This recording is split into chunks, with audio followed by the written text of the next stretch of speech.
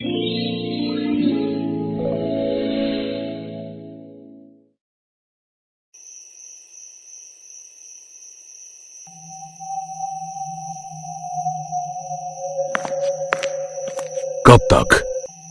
तक ऐसे खुद को सजा देती रहोगी तुम? बता क्यों नहीं देती कि और कौन कौन है तुम्हारे साथ? उस देवी के भेजे हुए दूत कहाँ हैं? क्या बना रही हो माँ? पनीर के पराठे बना रही हूँ बेटा। तुम दोनों को बहुत पसंद है ना? हाँ माँ, हमें बहुत पसंद है। पता है माँ, वहाँ ऑफिस के पास भी एक आदमी बनाता है पनीर के पराठे, लेकिन जो स्वाद आपके हाथों में है वो किसी और के हाथों में नहीं। हाँ, लेकिन छोटे अमृता भी माँ जैसे ही पराठे बनाती थी, है ना? सुमित के मुंह से अमृता का नाम सुनते ही सब खामोश और उदास हो गए। दरअसल अमृता अमित और सुमित की छोटी बहन थी। वो कॉलेज में पढ़ाई कर रही थी, लेकिन एक दिन अचानक वो कहीं गायब हो गई। अमृता के लापता होने के बाद से तो मानो पुष्पा और उसके घर की सारी खुशियां ही चली गई। हालांकि पुष्पा के दोनों बेटे उसका बहुत ख्याल रखते थे। चलो माँ, जैसे अमृता आपका रसोई में हाथ बटाती थी, वैसे आज मैं भी आपके साथ पराठे बनवाऊंगा। हाँ माँ, चलो मैं भी आपकी मदद करता हूँ। आ जाओ, सब मिलकर बनाते हैं। पुष्पा अपनी बेटी अमृता से बहुत प्यार करती थी। वो पराठे बनाते हुए बीती यादों में खो गई। तू ये बैग उठाकर कहाँ जा रही है? माँ, मैं सृष्टि के घर जा रही हूँ। कल हमारा पेपर है ना, तो मेरे कुछ नोट्स अधूरे हैं, बस वही पूरे करने जा रही हूँ। पर बेटी, अंधेरा होने को आया है, इतनी रात में अकेले जाना ठीक नहीं है। अभी अंधेरा होने में बहुत टाइम बाकी है माँ, और आप मेरी चिंता मत करो। आपकी बेटी फाइटर है, फाइटर। अच्छा बाबा, ठीक है, पर ज्यादा देर मत करना। हाँ हाँ, आप चिंता मत करो, मुझ में सुमित और अमित भैया से भी ज्यादा ताकत है। पूरी रात गुजर गई, लेकिन अमृता नहीं लौटी। उसकी दोस्त सृष्टि ने बताया कि अमृता तो उस दिन उसके घर पहुंची नहीं थी। पुष्पा, सुमित और अमित ने अमृता को हर जगह ढूंढा, लेकिन वो कहीं नहीं मिली। बीतते वक्त के साथ पुष्पा और उसके परिवार की उम्मीदें भी दम तोड़ती गईं और फिर माँ, कहाँ खो गई? कहीं नहीं, बस ऐसे ही। अब हम चलते हैं, लेट हो रहा है माँ। ठीक है बच्चों, अपना ख्याल रखना। अमित और सुमित जिस कंपनी में काम करते थे वो उनके घर से काफी दूर थी, इसीलिए वो घर से दूर रहते थे, लेकिन छुट्टी लेकर अपनी माँ पुष्पा से मिलने आते रहते थे। ऐसे ही कई साल बीत गए और फिर एक दिन। हेलो सुमित। माँ, हम लोग शाम को आ रहे हैं और आपके लिए बहुत बड़ा सरप्राइज भी ला रहे हैं। सरप्राइज? वो क्या है बेटा? आप खुद ही देख लेना माँ। ये कहकर सुमित ने फोन काट दिया। उधर पुष्पा अपने बच्चों का बेसब्री से इंतजार करने लगी। फिर शाम को जब पुष्पा ने दरवाजा खोला तो वो हैरान रह गई। ये क्या है सुमित? ये कौन है? माँ, पहले अंदर चलो, हम सब बताते हैं। अमित और सुमित के साथ दो लड़कियां थीं जो साड़ी में थीं और उन्होंने अपना चेहरा पल्लू से ढक रखा था। फिर अंदर जाने के बाद, माँ, ये दोनों आपकी बहुएं हैं। ये है पाखी और ये राखी, दोनों जुड़वा बहनें हैं। माँ, हम दोनों भाइयों को इनसे प्यार हो गया। हम आपसे इनके बारे में बात करने ही वाले थे, लेकिन फिर अचानक इनके पिताजी गुजर गए। माँ तो पहले ही नहीं थी, इनका कोई सहारा नहीं था, तो हमें इनसे शादी करनी पड़ी। पर पहले मुझसे बात तो कर ली होती तो अच्छा होता बेटा। माँ, एक बार आप इनका चेहरा तो देखो। अगले ही पल पाखी और राखी ने अपना घूंघट खोल दिया। उन दोनों के चेहरे जैसे ही पुष्पा ने देखे तो वो हैरान रह गई, क्योंकि उन दोनों का चेहरा हूबहू अमृता जैसे था। है ये तो बिल्कुल मेरी। हाँ माँ, हम भी हैरान रह गए थे जब हमने इन्हें पहली बार देखा। मुझे भी लगा था कि ये अमृता है, पर बाद में जब हमने पाखी और राखी को एक साथ देखा तब पता चला कि ये दोनों तो जुड़वा बहनें हैं और हूबहू अपनी अमृता जैसी दिखती हैं। ये भगवान का करिश्मा ही है माँ। पुष्पा ने आगे बढ़कर झट से पाखी और राखी को गले से लगा लिया और जोर जोर से रोने लगी। फिर रात को जब सब अपने अपने कमरों में सो रहे थे, तभी अचानक पाखी और राखी अपने अपने बिस्तर से उठ बैठी। दोनों एक टक सामने की तरफ देख रही थी। उधर दूसरी तरफ बेड़ियों में जकड़ी अमृता भी अपने सामने वाली दीवार को एक टक देख रही थी। तभी उसे दीवार के उस पार पाखी और राखी दिखाई दी और फिर क्या तुम दोनों? हाँ, तुम चिंता मत करो अमृता, हम दोनों आ गई हैं। देवी माँ ने तुम्हारी पुकार सुन ली है और अब तुम्हारी तकलीफों का अंत होने वाला है। ये कहकर पाखी और राखी एक साथ घर के बाहर आई और एक जादुई गोले के अंदर समा गई। फिर अगले ही पल वो उस जगह पहुंच गई जहां अमृता को जंजीरों से बांध कर रखा गया था। पाखी और राखी के कपड़े भी बदल चुके थे और अब वो योद्धा के कपड़ों में थी, ठीक वैसे जैसे अमृता ने पहने थे। राखी, तुम अमृता की जंजीर काटो, मैं यहाँ पहरा देती हूँ। वो दुष्ट काली किसी भी वक्त आ सकता है। राखी ने जैसे ही अपनी जादुई तलवार से जंजीर पर वार किया तो एक जोरदार आवाज हुई और अगले ही पल अमृता आजाद हो गई। पाखी और राखी ने तुरंत उसे गले से लगा लिया। तुमने कितने साल उस काली की यातनाएं सही, लेकिन कभी किसी का नाम नहीं बताया। सच अमृता, तुम बहुत बहादुर हो। मुझे मालूम ही नहीं था कि मेरे अलावा देवी माँ की भेजी 2 योद्धा और भी हैं इस धरती पर। तुम दोनों से मिलकर मैं बहुत खुश हूँ। हाँ, अब से तुम अकेली नहीं हो। मेरा नाम पाखी है और ये राखी है। हम दोनों ने तुम्हें ढूंढने की बहुत कोशिश की, लेकिन उस काली के काले जादू की वजह से हमारी शक्तियाँ तुम्हें ढूंढ ही नहीं पा रही थी। और फिर तुम्हें मेरा पता कैसे चला? लो, जिन्हें ढूंढने के लिए मैं इतना परेशान होता रहा, जिनके लिए मैंने इस बेचारी को इतनी पीड़ा दी, वो दोनों तो खुद ही मेरे सामने आ गईं। अब तुम तीनों मरोगी मेरे हाथों से, और फिर अपनी बेटियों की मौत देखकर तुम्हारी देवी माँ भी तड़पेगी। कितना मजा आएगा ना। काली, अब तेरी खैर नहीं, तेरा अंत आ गया है। अब लगा ले जितनी ताकत है तुझ में काली। आज इस धरती से तेरा आतंक मिटाकर रहेंगी हम। अगले ही पल काली ने आंखें बंद की और जब उसने आंखें खोली तो उसके पीछे उसकी फौज खड़ी थी। भयानक युद्ध शुरू हो गया। अमृता और राखी काली की फौज पर टूट पड़ी और पाखी सीधा जाकर काली से भिड़ गई। उस घमासान में अमृता और राखी ने धीरे धीरे काली की पूरी फौज को खत्म कर दिया और आखिर में काली तीनों तरफ से घिर गया। अब तू नहीं बचेगा काली, तेरी मौत निश्चित है।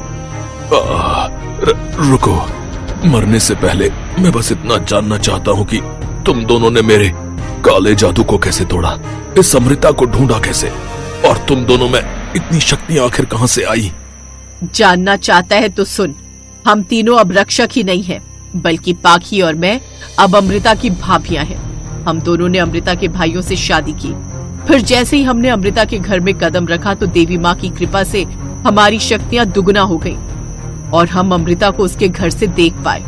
हम ननद भाभियों की असीम शक्तियां अब एक साथ हैं और तू अब हमारे सामने कुछ भी नहीं। ये कहकर राखी ने अपनी तलवार के एक ही वार से काली का सिर धड़ से अलग कर दिया। क्या तुम सच कह रही हो? तुम दोनों मेरी? हाँ ननद जी, तुम्हें ढूंढने और बचाने का बस यही तरीका था हमारे पास। अब घर चले, वहां तो कोहराम मचा होगा। हे भगवान, ये क्या हो रहा है? पहले मेरी अमृता गई और अब मेरी दोनों बहुएं भी लापता है। मेरी बहुएं मुझे लौटा दो भगवान, वरना मैं यहीं अपने प्राण त्याग दूंगी। नहीं माँ, अब आपको और रोने की जरूरत नहीं है। मैं आ गई और ये देखो मेरे साथ कौन है। हे भगवान, ये सब क्या है? तुम तीनों ने ये कैसे कपड़े पहन रखे हैं? और तू थी कहाँ इतने सालों से? और तुम दोनों कहाँ गायब हो गई थी? माँ सब बताएंगे, पर प्लीज पहले कुछ खिला दो, बहुत जोर की भूख लगी है।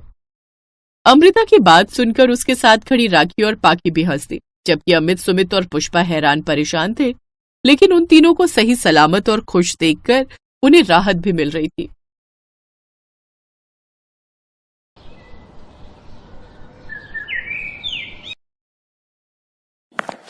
भाभी, ओ भाभी, अरे आप अब तक तैयार नहीं हुई। ये चौथी बार भेजा है माँ ने आपको बुलाने। अगर अब की बार आपको लेकर नहीं गई तो आपका तो पता नहीं, मेरी जरूर पिटाई हो जाएगी। बस ये ब्लशर और लिपस्टिक लगा लूं, बस 2 मिनट, फिर चलते हैं। ये कहकर घर की नई नवेली बहू मानसी वापस से अपना मेकअप करने लगी। उसकी ननद सोमी उसके पास आकर खड़ी हो गई और फिर, अरे बाप रे भाभी, आपकी पलकें तो झड़ गई। नहीं सोमी, ये नकली पलकें हैं। ये देखो, इस लैश ग्लू से इन्हें आंखों पर लगाते हैं। कमाल है ये तो। और ये क्या है भाभी? ये ब्लशर और ये हाइलाइटर है, और ये है आई शेडोज की पैलेट। और एक चीज दिखाऊं, ये देखो, ये मेरा लिपस्टिक का कलेक्शन। अरे वाह भाभी, आपके पास तो मेकअप का कितना सारा सामान है। मेरे पास तो बस एक गुलाबी लिपस्टिक है जो मेरे बहुत जिद करने पर माँ ने दिलवाई थी, वो भी 1 साल पहले। अरे पर ऐसा क्यों? तुम्हारी उम्र में तो लड़कियां कितना मेकअप करती हैं।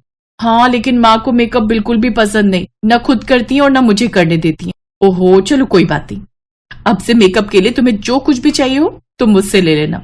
अब उससे अच्छा ये नहीं होगा कि आप ही मेरा मेकअप कर दिया करो, क्योंकि सच बताओ तो मुझे मेकअप करना नहीं आता। तो फिर चलो आओ यहाँ बैठो, मैं आज ही तुम्हारा मेकअप करती हूँ। और इसके बाद सोमी चहकते हुए कुर्सी पर बैठ गई और मानसी भी बड़े मन से उसका मेकअप करने लगी। लेकिन इस सब में ये दोनों भूल ही गई कि बाहर मानसी का इंतजार हो रहा था। जब काफी देर तक सोमी मानसी को लेकर बाहर नहीं आई तो सोमी की माँ कल्याणी खुद मानसी के कमरे में आई और वहां का नजारा देखकर उनका पारा 7वें आसमान पर चढ़ गया। सोमी, तुझे किस लिए भेजा था यहाँ, ये लिपापोती करवाने के लिए?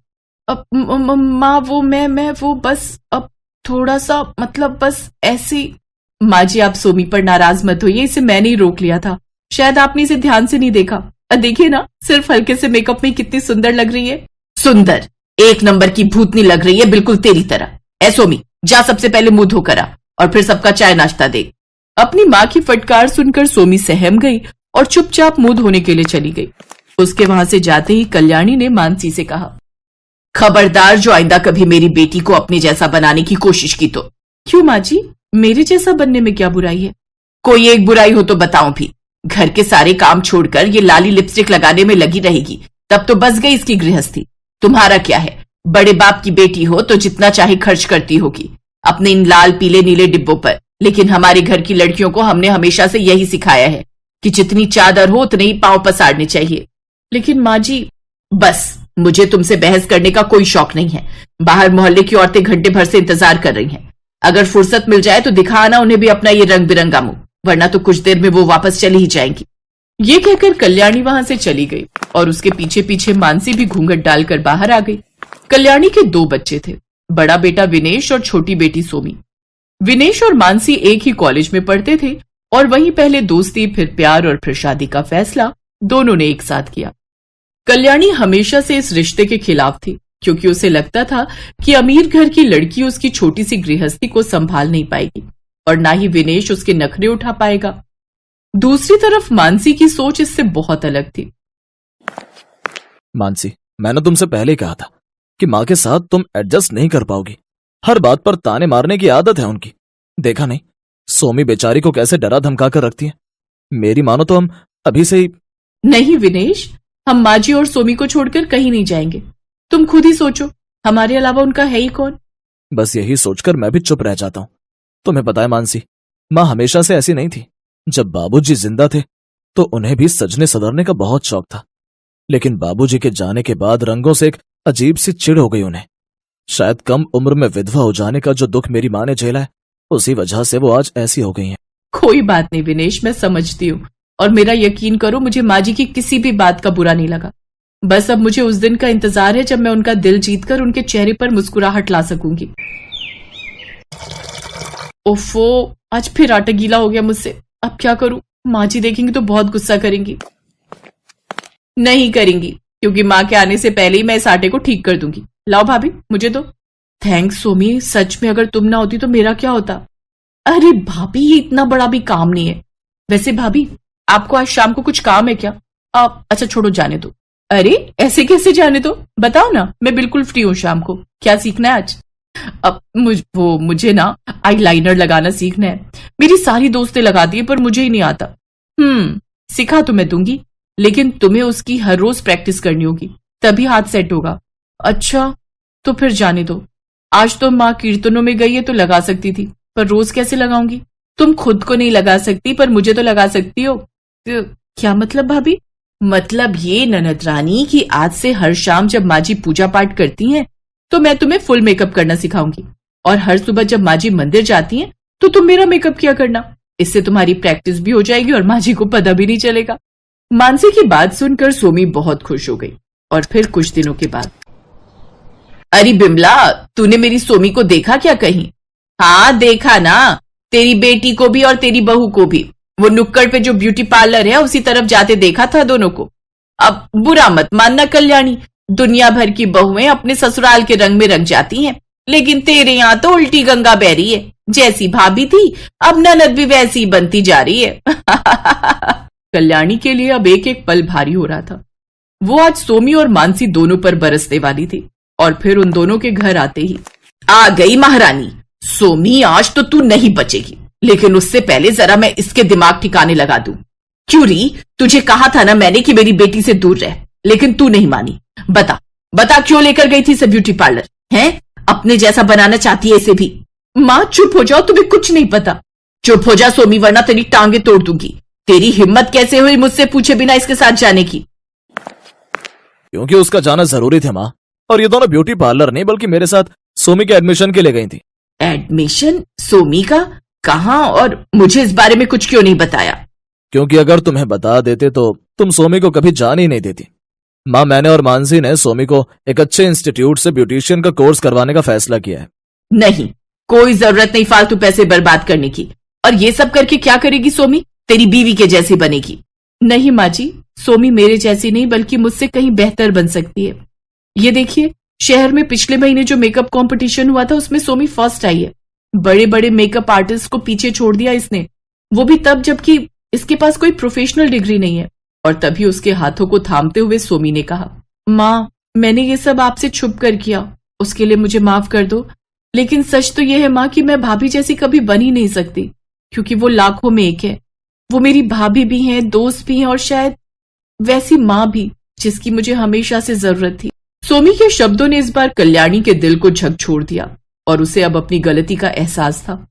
उसने सोमी के सिर पर प्यार से हाथ फेरा और फिर आंखों में शर्मिंदगी लेकर मानसी की तरफ हाथ जोड़ लिए, क्योंकि वो समझ गई थी कि उसके घर के लिए मानसी से अच्छी बहू और कोई हो ही नहीं सकती थी।